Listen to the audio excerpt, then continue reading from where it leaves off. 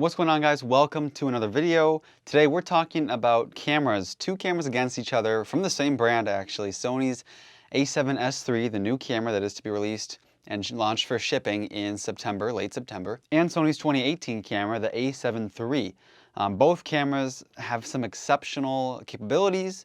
They're both oriented towards pretty different kinds of shooters, different needs. And so yeah, let's just dive into it. The Sony A7 III costs, well, it was priced at $2,000 when it was released. Currently, you can find them for around $1,700 if you're lucky. Usually $1,800 is what you're paying, especially after taxes.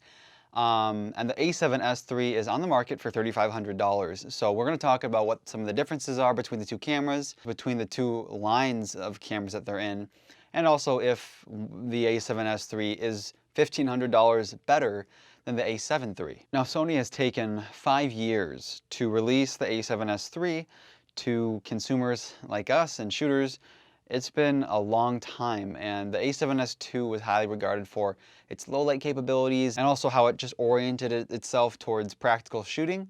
I think that camera was really a clear pivoting point for Sony in wanting to be able to offer consumers cameras that you can just point and shoot with. Not point and shoot cameras, but cameras you can literally point at the subject, compose your shot, press the record button, and then you're good to go. But they still also wanted to offer some professional features in them as well. And the A7S II was a phenomenal camera, but then the A7 III came out shortly after, and it just made improvements in every single area. Better battery life, more screen brightness control, better video shooting capabilities, and being better for still photographers. They also reworked the color science a bit, making it look a little more pleasing right out of camera. Sony really did a lot with the A7 III, and so many YouTubers, so many shooters, especially even like today, are making videos about like what's in my camera bag 2020. And a lot of shooters are using this camera as their hybrid shooting camera for video and for photos. This is a really fantastic walk around camera that you can just literally point it at whatever you want. You can be in photo mode, take some fantastic looking photos, flip it to video, and boom, you're off, getting some great looking 4K and some pretty good looking 1080p slow motion footage. This camera was really meant for shooters who are looking to do it all with very few compromises. But the A7S III is now among us, and it does some crazy things that no other Sony mirrorless camera, quite frankly, can do. And even when you do look at this 2-year-old camera and compare it to the new $3,500 A7S III, there are some advantages that the A7 III holds over the newer model. Unfortunately, however, those advantages only exist within the realm of photography. So if you were looking for me to give you a compelling reason why to buy the A7 III over the A7S III from the lens of videography, I'm sorry, you're not going to be getting one except for affordability. It's just much cheaper. You could probably buy 2 A7 IIIs for the price of one A7S III, and that's just realistically what you're looking at. Bang for your buck, the A7 III is probably the best way to go. But for a lot of people, $3,500 is a little bit too much money to spend on a camera. For years, that was the case for me, and after I pre-ordered the A7S III, probably for years to come, I won't be able to afford another camera that costs that much money. Sony just assaulted my wallet. I really hate the shadows on my face and this lighting, but I promise that we're working on it, so I'm sorry. For me, what really surprised me about the A7 III is just how good the image looked in video, in photos, in everything. Regardless of what color profile I was using, because I've tried Cine 4, we're shooting on just regular no color profile standard, HLG 3, S-Log 2, S-Log 3, and I can achieve some really pleasing results with anything, even though this camera only shoots in 8-bit color depth. And for those of you who are asking, what is 8-bit color depth?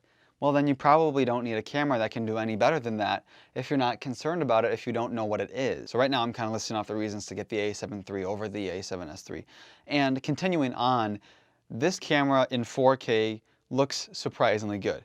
And now granted, it is taking a 6K image worth of information and kind of crunching it down into one 4K smaller resolution file, meaning that you get a really good amount of detail in the image, and it's just super sharp, especially if you pair it with a very sharp lens.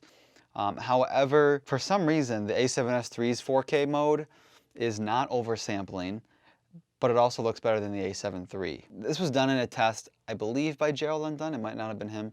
Yeah, so that is weird. However, this 4K looks so good. It looks better than what I was getting out of my EOS R, and granted, I was shooting in 1080p 90% of the time with my Canon EOS R.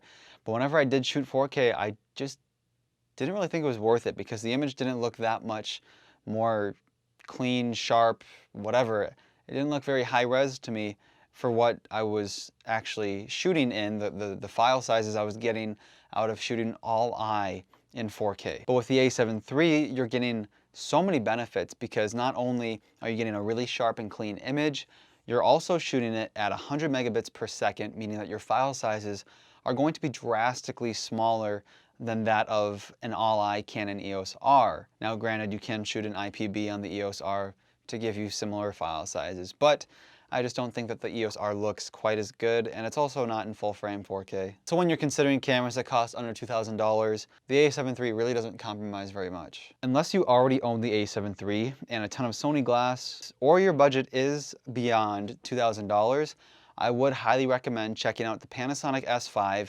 Pre-orders are up for that camera, I believe, and so that will be coming shortly.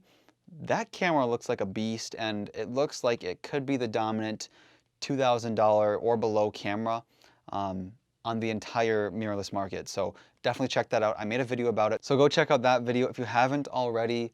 But yeah, that is kind of where I'm going to end it with the A7 III. It's a great camera. I think there are better options from Sony, and there are also better options from Panasonic at the same price point as the A7 III. And where the A7S III just really destroys the A7 III is in video and capabilities regarding that. So low light performance has always been one of the biggest emphases of the A7S lineup, making sure that there are fewer megapixels so that you can have bigger pixel sizes and larger photo sites, being able to gather in a ton of light and really cleaning up the image as a result. And although the A7S III no longer stands for sensitivity, it's superior and a couple other words that start with S, it's even better than the A7S II was in low light. I'm so excited to try this out and to really show you guys what it can do, but I'm not going to talk too much about it. It's also able to shoot in 10-bit 422 color subsampling in every single shooting mode, that's crazy. I mean, Sony has never done this in a consumer level, or I guess professional level, mirrorless camera before, and now they're offering these fantastic codecs with H.265 options, all-I H.264, dual recording in all modes. You can record 4K 120p with sound and autofocus to 2 cars at the same time. Oh my goodness gracious.